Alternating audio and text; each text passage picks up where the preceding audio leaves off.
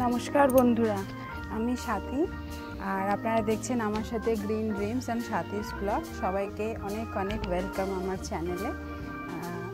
আমি আজকে একটু অন্যরকমভাবে ভিডিওটা করছি, তার কারণ আমি আজকে দেখাবো যে আমরা যে শীতকালে যে ফুল গাছ লাগাই, ডালিয়া তার মধ্যে এক অন্যতম গাছ। তো আমরা সবাই কম বেশি ডালিয়া গাছের ফুলকে ভালোবাসি এবং তার সাইজের জন্য আমরা সেই গাছটিকে লাগাই। হয়তো আমরা অনেকে একটা দুটো ফুল নিই সাইজটা যাতে সুন্দর হয়, আবার অনেকে আমরা 4-5টা অবধি নিয়ে থাকি। তো আমি এর আগে দেখিয়েছি যে ডালিয়া গাছের যে ফুল কিভাবে বড় করা যায়, সেটা আপনারা চাইলে আমার চ্যানেলে গিয়ে দেখে নিতে পারেন। সেটাতে আপনারা বেশ অনেক ভালোবাসা দিয়েছেন, তার জন্য অসংখ্য ধন্যবাদ সবাইকে। আর আমি আজকে দেখাবো যে সেই যে ডালিয়া গাছের যে বাল্ব, সেটা আমরা কিভাবে সংগ্রহ করব। মানে বাল্বটা তো সংগ্রহ করতে গেলে আমাদের একটা টেকনিক ইউজ করতে হয়, হয়তো আমরা কিছুজন জানি বা অনেকে আবার হয়তো জানি না। এই যে আমরা দেখি যে নার্সারিতে গেলে আমরা সুন্দর সুন্দর গাছ পাই, কি করে পাই, তারা কিভাবে করে। তো নার্সারির মতোই আমি দেখাবো যে কিভাবে আপনি ডালিয়ার বাল্ব সংগ্রহ করে রাখেন এবং পরের বছরের জন্য সংগ্রহ করে রাখলে আপনি খুব সহজেই অনেক একটা গাছ থেকে অনেক গাছ পেতে পারেন বা চারা পেতে পারেন, এবং সেটা অনেক বড় হয়, ফুলটাও অনেক বড় হয়। আমরা সাধারণত ডাল কেটেও করে থাকি, ডাল কেটে যদি আমরা করি তো সেক্ষেত্রেও আমরা অনেক ফুল পেয়ে থাকি, কিন্তু সেটা মাটিতে লাগালে। কিন্তু টবে লাগালে আমরা যে সাইজটা পাওয়ার কথা ভাবি বা আমরা চাই যে সাইজটা, সেই সাইজটা পেতে গেলে একটা সুন্দর সুষ্ঠু বাল্বের প্রয়োজন হয়। তো সেটা আমরা কি করব সেটাই আমি দেখাবো ভিডিওতে। আমি এই গেল শীতে, যেটা আপনার জানুয়ারি নভেম্বরে আমরা লাগাই গাছ, ডালিয়া গাছ, আর জানুয়ারি ফেব্রুয়ারি মার্চ অবধি মোটামুটি ফুল দেয়। আর নভেম্বরে যদি আমরা লাগাই তাহলে মোটামুটি মিডল অফ জানুয়ারি বা এন্ড অফ জানুয়ারি থেকে আমরা ফুলটা পেয়ে থাকি। তো এবার আমি দেখাচ্ছি যে আমি যে আগের বছরে যে টবগুলো লাগিয়েছিলাম, সেই টবগুলো আমার কাছে গত শীতে আর কি, তো সেই টবগুলো আমার কাছে রয়েছে। সেই টবের মধ্যে বেশ কিছুটা আমি বাল্বগুলোকে সংগ্রহ করে নিয়েছি। এবার আমি দেখাবো একটা বাল্ব আমি রেখেছি, যেটাতে সংগ্রহ করলে বা আপনাদের ভিডিওটা বানানোর জন্য বা শেখানোর জন্য বা ইনফরমেশন দেওয়ার জন্য, যেটাই বলুন না কেন, সেটার জন্য আমি একটা টব বাঁচিয়ে রেখেছি। তো সেটা থেকে আমি কিভাবে কি করছি চলুন আমরা দেখে নিই। এইটা হচ্ছে আমার একটা টব। আপনারা দেখতে পাবেন যে এর ভিতরে এই যে জায়গাটা, এইগুলো আমি গাছটা লাগিয়েছি এবং তার শিকড় বৃদ্ধি পেয়েছে। এটাতে গাছটি ছিল, এই যে লম্বা মতো যেটা দেখছে, এটা আমি ভেঙে দিয়েছি। তো ভেঙে নাও দিলে এটা নষ্ট হয়েই যেত। তো আমি দেখাবো যে কিভাবে এই ডালিয়া গাছের বাল্ব আমরা সংগ্রহ করতে পারি, কতদিন অবধি রাখতে পারি এবং কি প্রসেসে রাখতে পারি। ঠিক আছে, চলুন ভিডিওটা স্কিপ না করে দেখে নেওয়া যাক।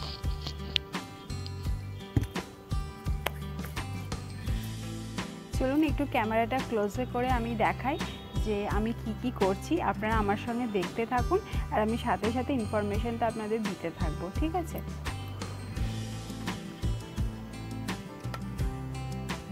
তো আমরা দেখতে পাচ্ছি যে এখানে একটি টব আমার রাখা আছে। আমার এটা এই যে এরকম একটা ধারালো কিছু দিয়ে তার আগে আপনাদের যে পুরনো টবটা থাকবে তার মধ্যে একটু জল দিয়ে দেবেন, তাহলে একটু সুবিধা হবে।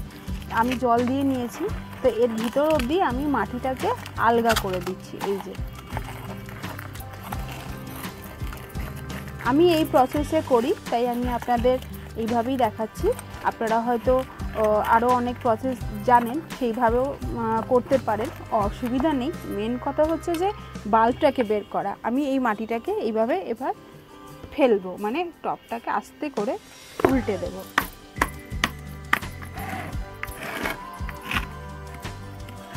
এই যে উল্টে দিলেই এই যে রুট বন্ডিং হয়ে গেছে, আপনারা দেখুন রুট বন্ডিং হয়ে গেছে। এবং এটাকে আমরা এইভাবে খুলবো। দেখতে পাচ্ছেন কোথাও অবধি শিকড়টা লম্বা হয়েছে, এটা আমরা খুলে দিলাম।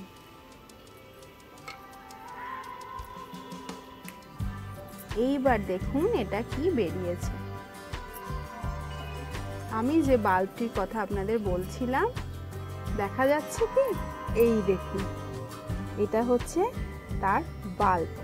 মানে ডালিয়া গাছের বাল্ব কত সুন্দর হয়েছে দেখুন। এই যে একদম একটা দুটো তিনটে মানে যতগুলো বাল্ব আছে ততগুলো থেকে আমরা একটা করে গাছ পাবো। এই একটা দুটো তিনটে চারটে পাঁচটা এবং ছটা সাতটা আছে। মানে আমি একটা গাছে এটা লাগিয়ে দুটো তিনটে হয়তো আমি ফুল পেয়েছি এবছর, মানে আমার একটু দেরি হয়ে গেছিলো চারা পেতে। তো সেই জন্য আমি ঠিক করেছিলাম যে আমি এবছর থেকে বাল্বটা রেখে দেবো এবং এই গাছটা লাগিয়েছিলাম ফুলের থেকে বাল্বটা সংগ্রহ করার জন্য। তো দেখুন কি সুন্দর একটা তরতাজা মানে বাল্ব হয়েছে। এবার আমার করণীয় কি আমি সেটা দেখাচ্ছি। এগুলোকে প্রথমে আমাদেরকে ক্লিন করে নিতে হবে, মানে এই যে মাটিগুলো লেগে আছে এরকম সমেত তো আমরা রাখতে পারি না, তাহলে এটা নষ্ট হয়ে যাবে, পচে যাবে। আমি এগুলোকে প্রথমে মাটিটা ছাড়িয়ে নিচ্ছি।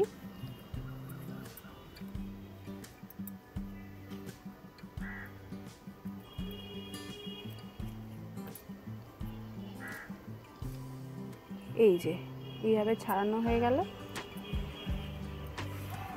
আমি এই মাটিটা আবার পরে কাজে লাগাবো। আপাতত এই মাটিটাকে আমি টবে ভরে দিচ্ছি, কারণ এখানটা থাকলে ছাদটা বড্ড নোংরা হয়ে যাবে।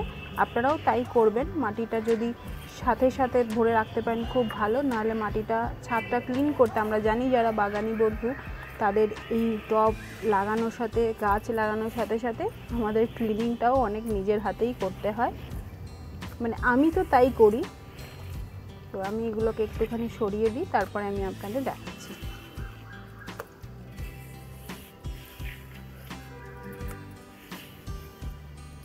হলো, তো এবার আমি দেখাই নেক্সট যে এটা আমি কিভাবে ক্লিন করছি বা কিভাবে আর কি এর কিভাবে সংরক্ষণ করব। চলুন দেখে নেওয়া যাক। চলুন, এই যেটা রয়েছে এইবার এটাকে আমি জলের মধ্যে ডুবিয়ে দেব।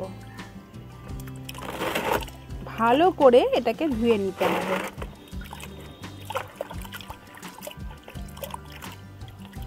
একদম পরিষ্কার করে, যাতে একটুও গায়ে মাটি লেগে না থাকে, কারণ মাটিটা যদি লেগে থাকে না গাছটাকে পচিয়ে মানে বাল্বটাকে পচিয়ে দিতে পারে। তো আমরা যে নার্সারিতে দেখি তারা কিন্তু এইভাবে বাল্বগুলোকে সংরক্ষণ করে এবং এই যে দেখুন আমি আপনাকে একটা দেখাই। এই যে বাল্ব থেকে এই যে গাছটি বেরিয়েছে, বোঝা যাচ্ছে কি? এই দেখুন একটা গ্রিন কালারের পাতা দিয়ে এই যে বেরিয়ে গেছে। তো এটা আমরা তো এখন এটার থেকে আমরা গাছ নেব না, কারণ নিয়ে কোনো লাভ নেই, আমরা এটাকে রাখবো। তো আমি খুব ভালো করে আর একবার ধুয়ে নিচ্ছি। এবার এগুলোকে আমি আলাদা করে দিলাম, এই যে, কারণ আমাদেরকে খুব পরিষ্কার করে এইভাবে আস্তে আস্তে এটাকে খুলে নেব। যত বড় বাল্ব সেই গাছ জানবেন তত ভালো হবে এবং সেই গাছ ফুলও তত বড়ই হবে।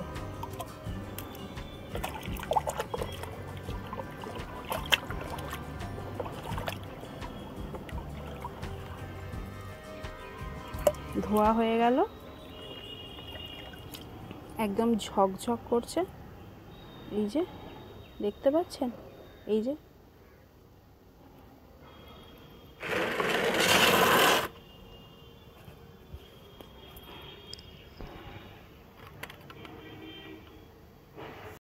সরি ফর ইন্টারাপ্টিং, অ্যাকচুয়ালি আমার ফোনটাতে জল লেগে গেছিলো, তো ভিডিওটা একটু ব্লার হয়ে গেল।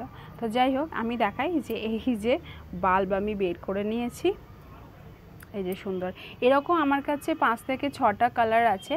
তো সেই 5 থেকে 6টা কালারই আমি এইভাবে বাল্বগুলো বের করে নিয়েছি।